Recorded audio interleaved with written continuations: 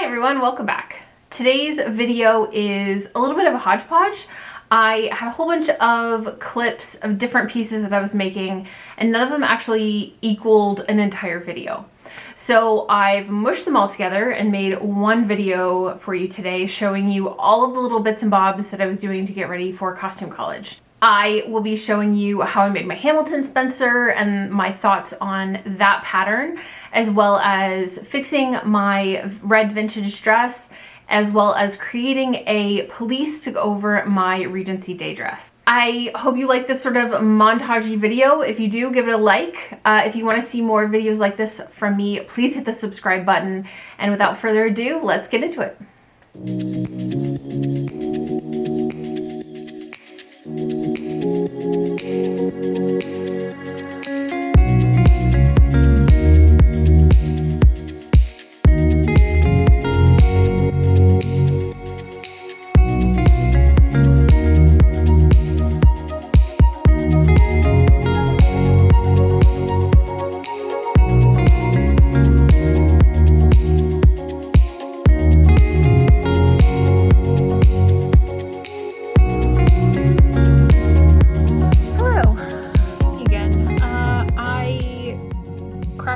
And have started the mock-up for my Spencer jacket. It's going to go over my Regency ball gown. It is the CIC Hamilton pattern that came out. If you haven't heard about that, I will pop some more information in the description box below.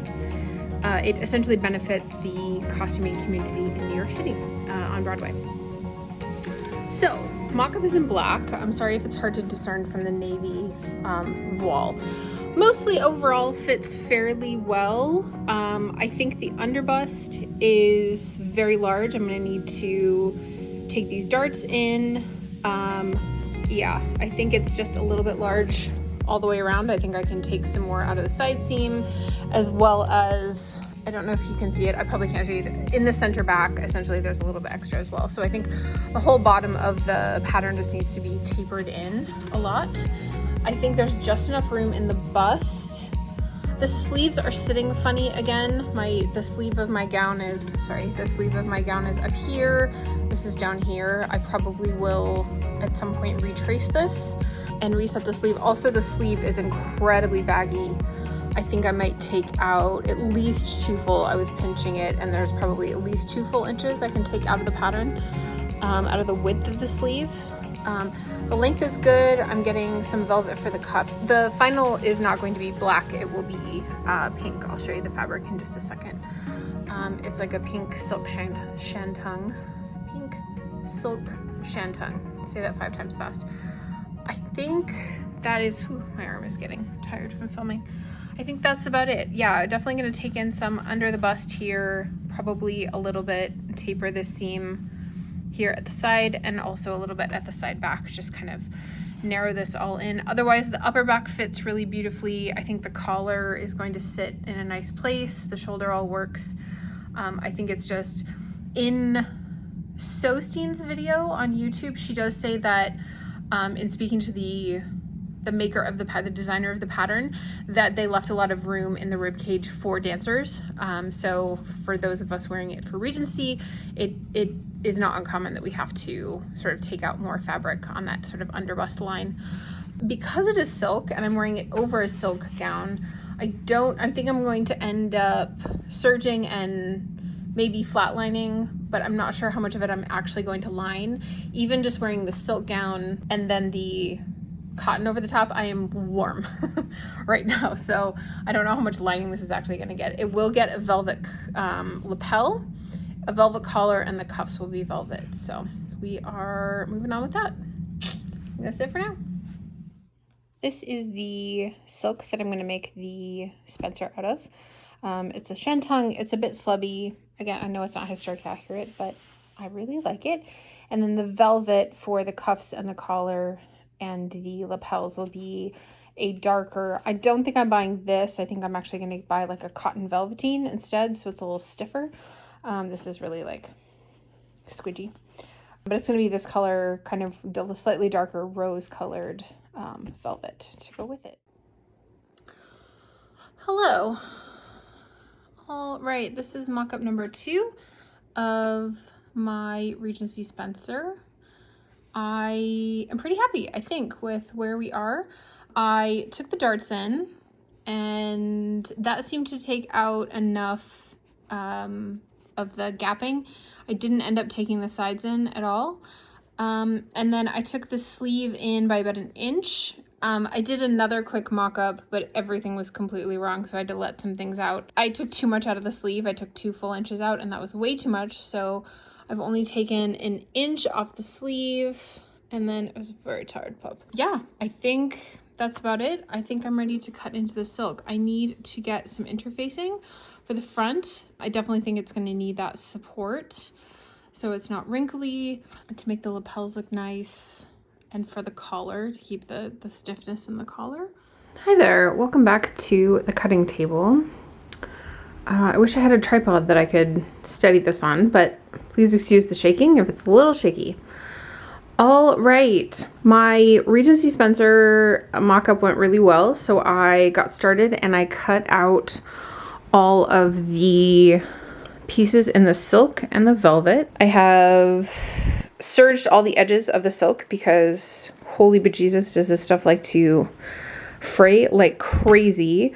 I didn't flatline them. Again, I want this jacket to be as lightweight as possible. I just didn't want another layer.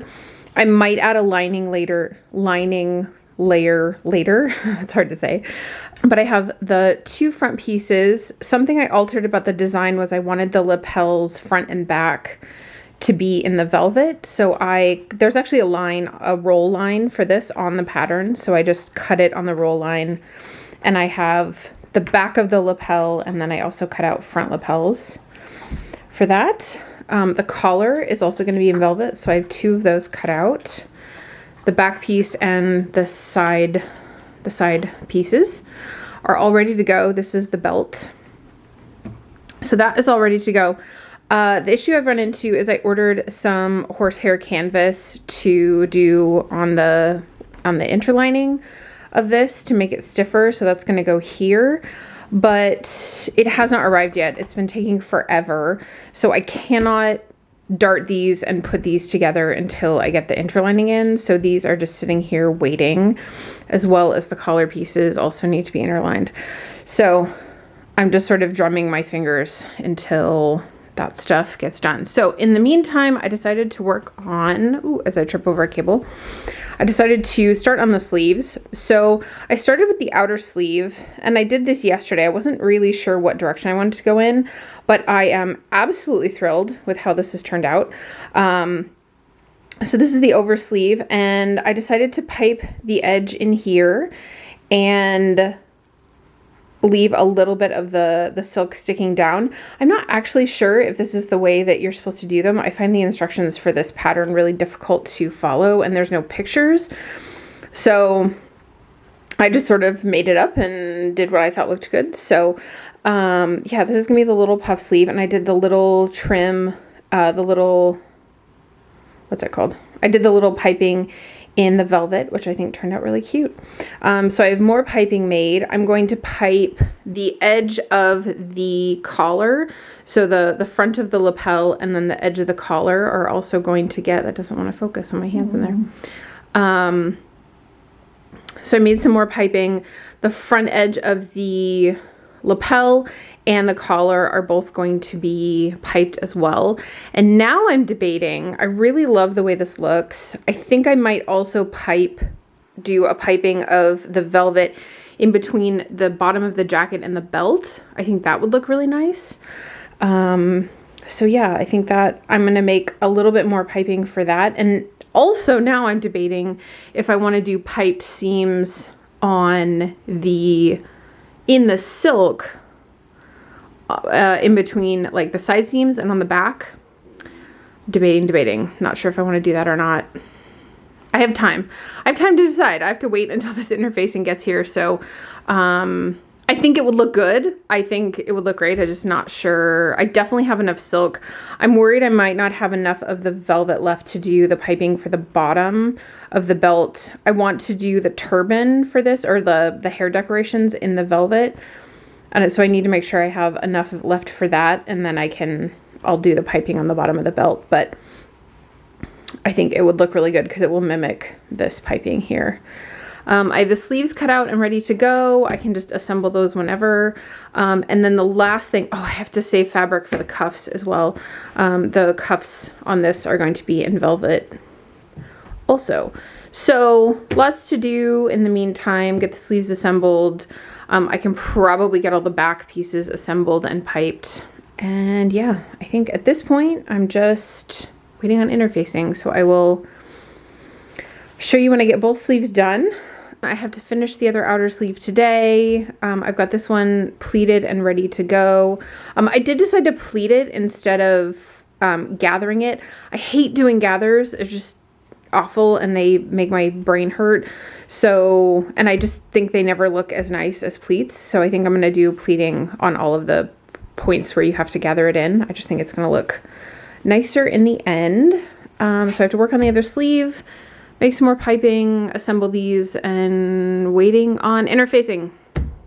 Talk to you soon. All right, well, I think I have everything as far as I can get it today. I hear you coming. I hear you coming up the stairs. Hi. Hi. Well, I think I have everything as far as I can get it today on this without the arrival of my horsehair canvas. I got the sleeves, the inner sleeves done with the cuffs on. I have the outer little puff sleeves done with the piping and the little edging. I got the piping done on the belt, and that is ready to attach to the body. I got the center back and the side pieces finished here and piped. I think those will look nice. They're ready for the sleeves here, or the shoulders here. And those pieces are waiting for interfacing, and I think that is it for today on this project. Hello. So my horsehair canvas finally arrived. Hooray! It's been probably almost 2 weeks since I've been waiting for that. So I got it attached to the inside of the bodice front, or the jacket front, which is great. And I also, so I did both of the fronts, and then I also did both sides of the collar. I really want the collar to be nice and stiff and stand up straight. So hopefully that will help. I also noticed while I was doing this,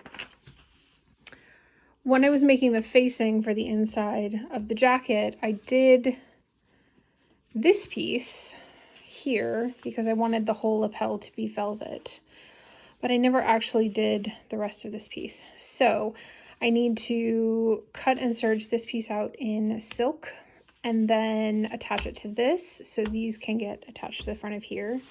I also need to sew the darts in here. And then after that, I think it's assembly. So, all right, so I have the darts sewn in the front and I got those pressed. They're holding a really nice shape. Actually, I'm really in love with this. I've never used horsehair canvas before. I'm really in love with the shape this is holding at the front right here. That looks really nice.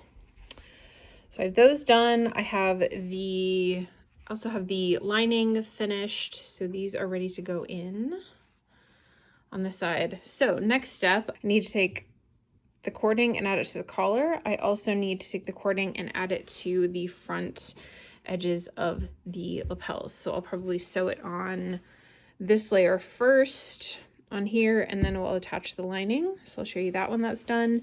And then I have to put the cording in here and then attach these two collar pieces to the inside and the outside of the collar pieces together. That is next. Okay, the collar has the cording on it, as well as both of the front lapels all the way down. So now I have to sew these onto here, and I have to sew the other side of the collar on. And I think that all has to get clipped and pressed, and then we can sew the fronts to the back over there and to the sides. And then it's collar and then sleeves. Lots to do. Well, I just realized I made a mistake, and I I'm going to have to pick it out because there's literally no way for me to move forward until I do. So when I was making the front panels, I ran the cording all the way up this part, and I forgot, or I guess I didn't really know, that the collar gets attached on here. And then the lining here is going to have to attach to the inside of the collar. So I'm going to have to pick out the shoulder seam slightly and then undo this, trim off the cording, and then I'm going to have to sew the inside of the collar to this and then reattach the lining on the inside. Is how that's going to have to work. So I was feeling very triumphant and glad for myself, and in fact screwed a bunch of this up. But on the other hand, the shoulder seams are sewn and the back seams are sewn with the piping, and I think that looks really nice.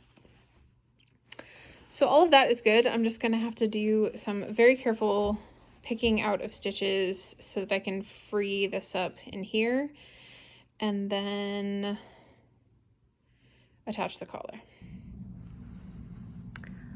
All right. Hi, so collar is on and the lining is back in. I feather stitched, is that what this is called? Tack stitched all of the lining down on the inside, and the collar is up, which is good. Something to watch out for if you are making this, the collar is ever so slightly longer than the opening for it. I don't know if I didn't take enough seam allowance out on these edges when I was putting the cording on or the piping on, or if I'm not sure.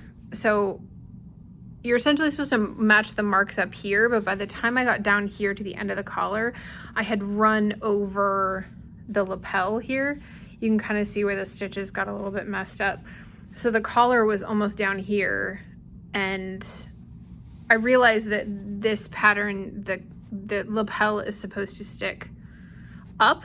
So really, I guess that wouldn't matter, but I actually wanted this to lay down flatter, more like a traditional coat lapel. So I had to sort of squidge the fabric. You can see there's a little catch here.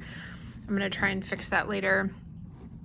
And the collar isn't laying completely flat, and that's because I had to sort of squidge the fabric in there without completely remaking the collar piece shorter.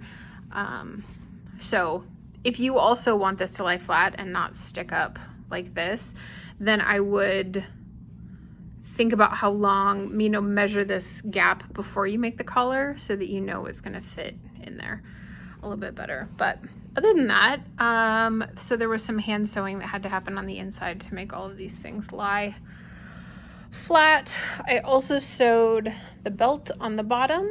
I'm debating right now if I want to, how I want to finish the belt.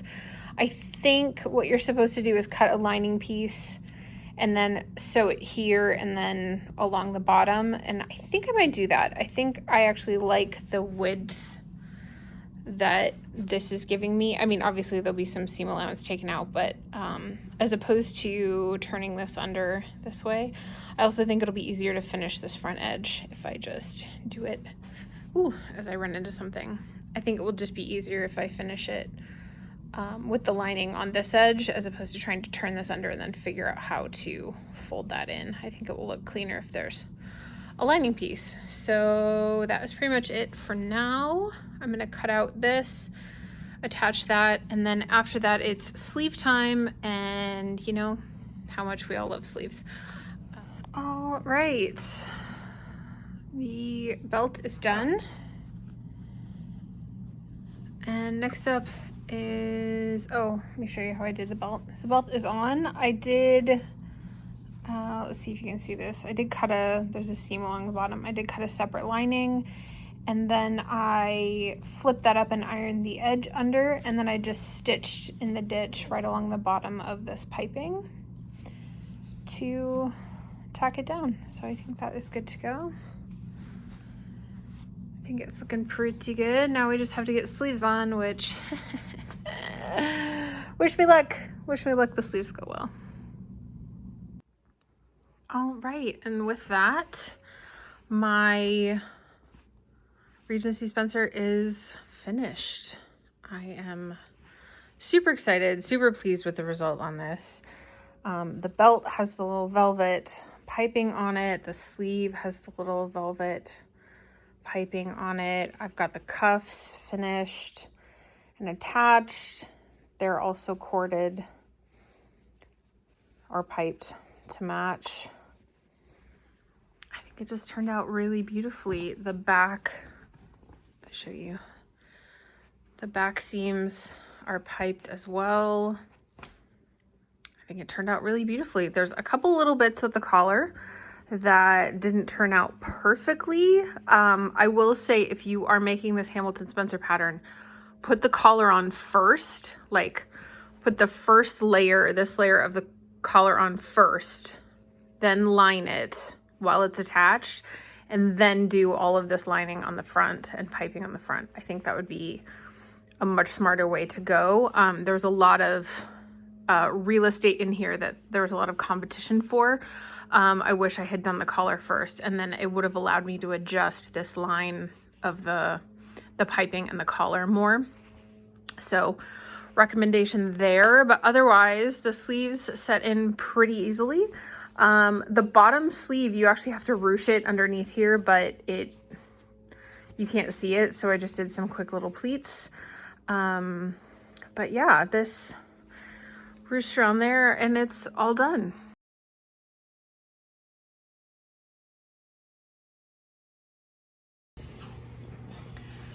Hi, all right, I have pinned up this dress where I think all of the alterations need to be made. Mostly it's in the front dart, or the front princess seam here. I need to take probably a full inch in all the way down on both sides. So all of that has been pinned. Also, I need to take a little bit out of the skirt. It's a little wide, so I'm just gonna make it a dart. So I'll take it in up here and then ease it out into the skirt, because I want the skirt to be as full as possible. And then I think the only other alteration I need to make, but I can't pin it because I'm gonna have to like unsew all this, is just taking the straps up like, I don't know, maybe a half an inch.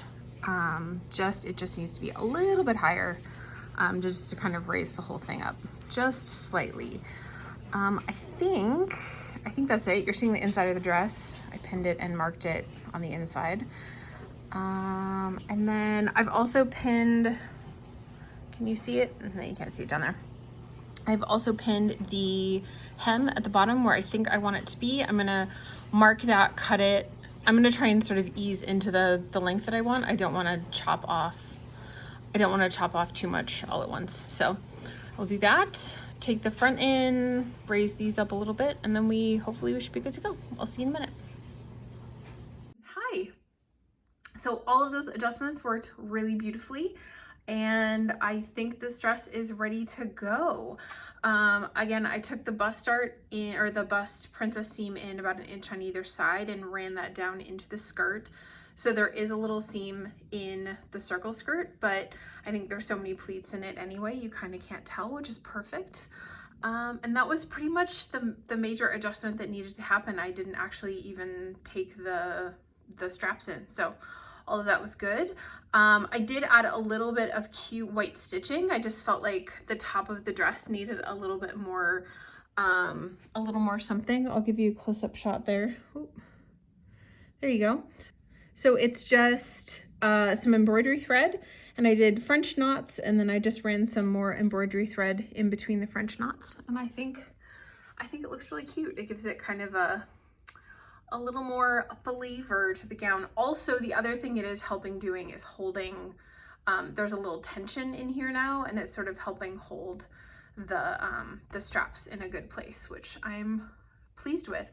I also thrifted this super cute little wicker, or it's sort of like woveny linen-y belt. I just love it. I thought it looked super vintage. I thought it kind of cleaned up the waistline a bunch and made that look really good.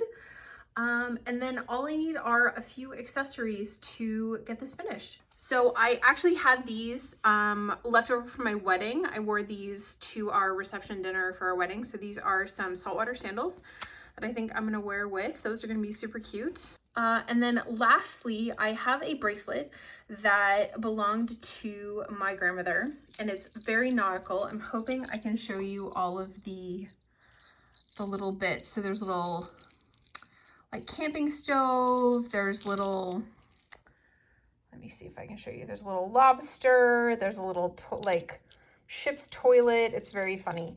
There's a map of Long Island, which is where they used to sail. So I have this little nautical vintage bracelet that I think I'm going to wear with it. And then I think that's going to be all my accessories. I might wear like a cute little pair of shell earrings or something.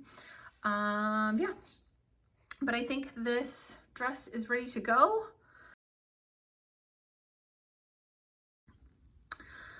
Hello again. All right. So I had this wearable mock-up from my Regency gown project, and I figured it would be a really great thing to wear to costume college. There is a photography class that I'm taking, and they said to be in costume, but I wanted something that felt more like day wear. And well, I thought, well, I have this dress, this one, so why not just finish it up a little bit and make it into something that I can wear as an actual like day wear dress. And so I made this little pelisse to go over the top of it. I did not film the details of this, mostly because I super struggle bust with how to make the front panels of this, which I'll talk about in a second. And the back of the gown is literally this pattern just put together and without the sleeves. So I didn't bother doing that. I don't remember which pattern it is. I think it's one of the Laughing Moon ones. I'll put it at the bottom of the screen so you'll know which one. If you want to make this dress. These front panels, I was very much inspired by this dress that I found on Pinterest, but I think is from it's like the 90s Sense and Sensibility. So I really, really wanted the pleated panels in the front, which I loved. And I cannot tell you how much I struggled to make these work. They're way simpler in the end than I thought they were. Let me show you a piece that I started with and how all that went wrong. And then I will talk to you about how I actually made these. The only thing I have left to do to get this ready to go to costume college is I have to add 2 buttons in the front here. I'm just going to do one on either. So these are, let me take these out. Let's pin out. These are just 2, don't put pins in your mouth, Jane. These are just 2 sort of rounded panels that are tacked onto the inside, and they pull across. So I'm going to put 1 button here and 1 on this side, and then there will be buttonholes on the front panel to hold this shut. And then the only other thing that I have left to do is do the hem, which I think is just going to be a really simple little turn and turn hem. And then this outfit will be ready to go. So I think the last thing I'm going to do, I have a little pair of black flats that I will be wearing just as little day flats for this. And then I'm going to bring both of my Burnley and Trowbridge scarves and use those to fill in the neckline because this is day wear, which would be a little more modest. I have to figure out how to do some sort of curly bun situation with my hair.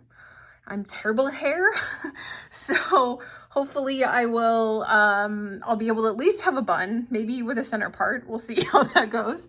And my hair will look relatively okay. Sorry, this is all very loosely pinned here. But yeah, I've got to throw some buttons on this, pack these, and then I think this outfit is ready to go for my little day wear outfit. So that is very exciting. All right, so for this pelisse, again, the back panel was just the same back panel as from the gown, and the side panels were the same as well.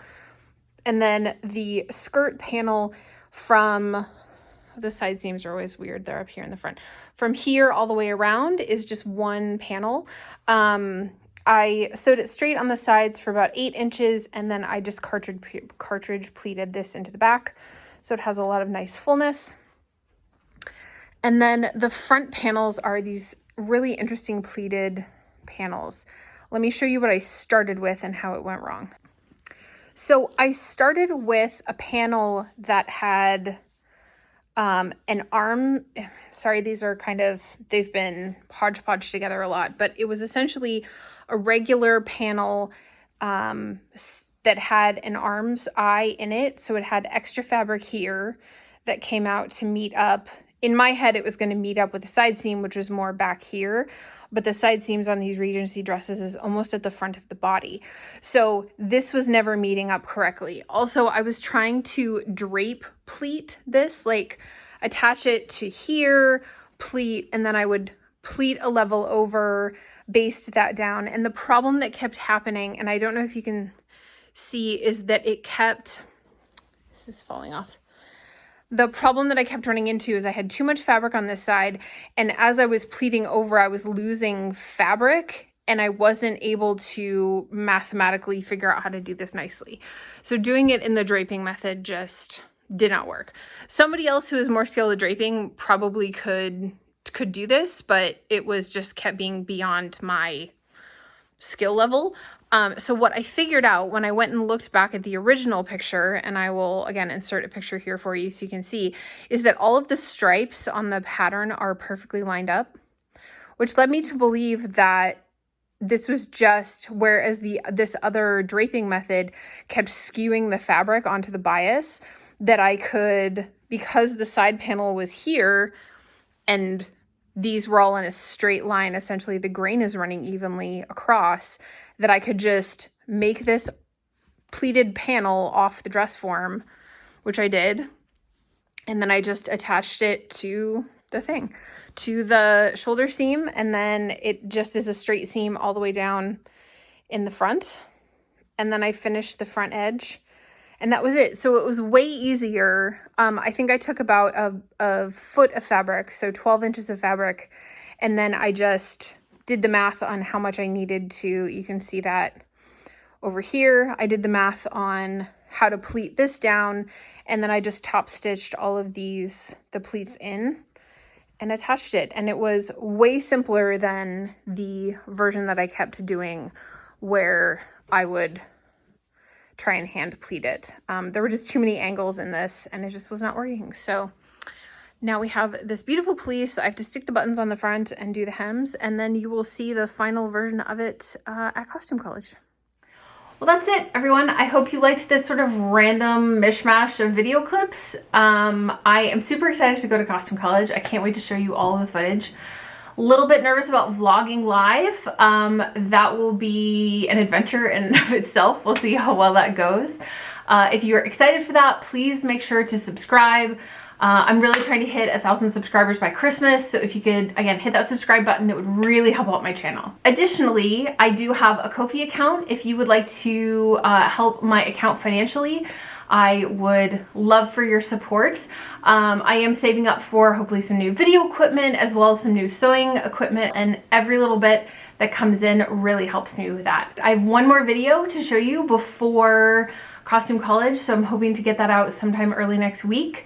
We'll be taking a look at my Edwardian gown that I made a couple of years ago and how I'm updating that for Costume College. And I think that's it for now. I hope you are having a wonderful week wherever you are, and that you are safe and happy, and I will see you all soon. Bye.